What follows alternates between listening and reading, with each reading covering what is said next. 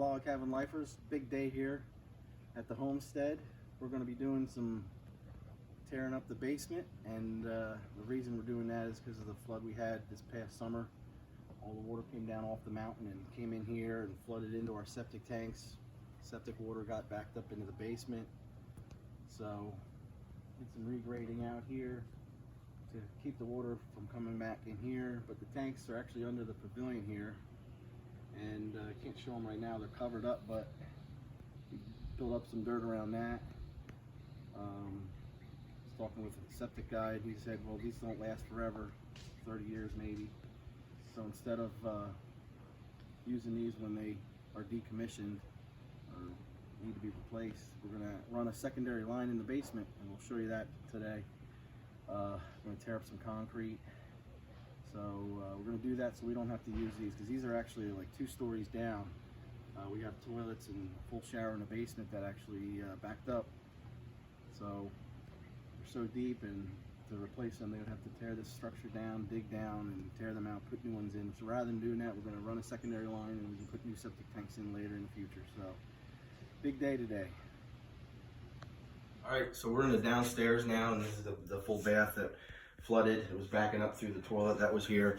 So what we did last weekend, we rented a sewer drain camera and scanner, and we ran it down through here and traced it that it came down through here, and we marked the floor here. It comes into here and actually has a Y and goes out to the septic tanks down here. So it's all gravity fed. That's how deep the tanks are. This grade. And then we also ran the camera and scanner through this clean out, and it drains along here under this step that we had to tear out and connects down in here. So what we're going to do is, you can see where we have it marked on the floor here. This is where we're going to cut today and lay these pipes. We're going to come out through here, all pitch down this way, and run it out here and just cap it off until in the future, if we ever need to hook up new tanks, we can run them out here. All right.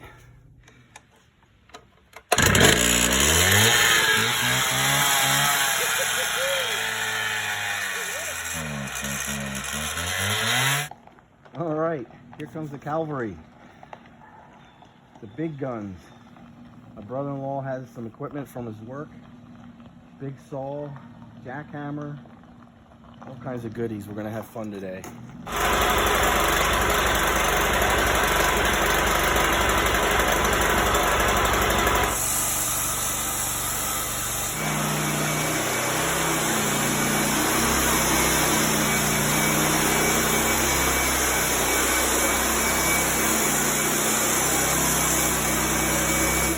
Look! That's 6 inches. Only needed 4.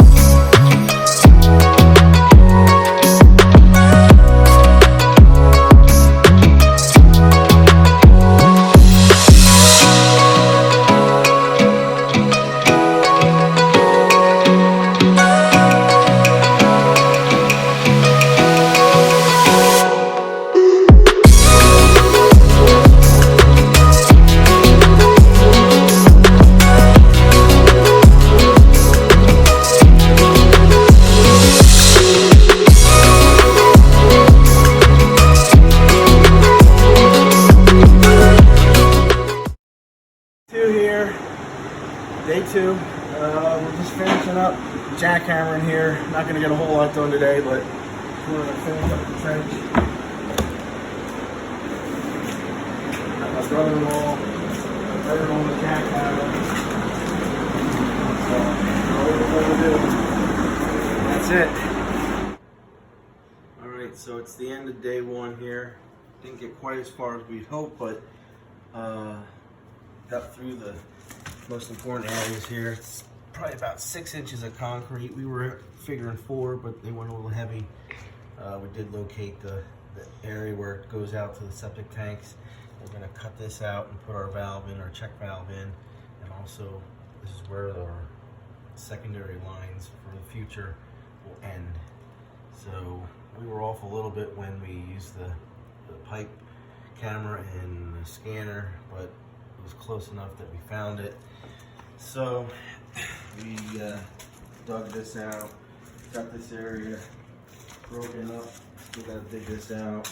We actually ended up breaking this pipe here. Duct tape it for now, we'll fix that later.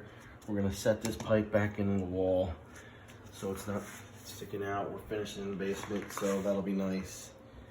And then this baby here, we had to go out and rent. It's a 70-pound jackhammer. Brother-in-law didn't have one from his construction site. Was out, was broken, so he did have this 40-pound, just wasn't cutting it. But was able to get the 70-pounder, and that baby did the job. You saw some of the slow-mo earlier. And so we broke that up in this area. This is where we ended this morning, or this afternoon. And just got to finish this here, this was from earlier, and all the way out to the door here. So some of the things we used today was the saw here, concrete saw. Got that, brother-in-law's construction company, and then some, we didn't really need to use these. It's smaller hand saws, but had them on hand just in case. Use the Harbor Freight big fan, blowing out fumes and exhaust. It worked really well actually. That has good reviews. I would recommend getting it for this type of job. So all in all, made some good progress, and we're gonna get back at it tomorrow. So we will catch up with you next time.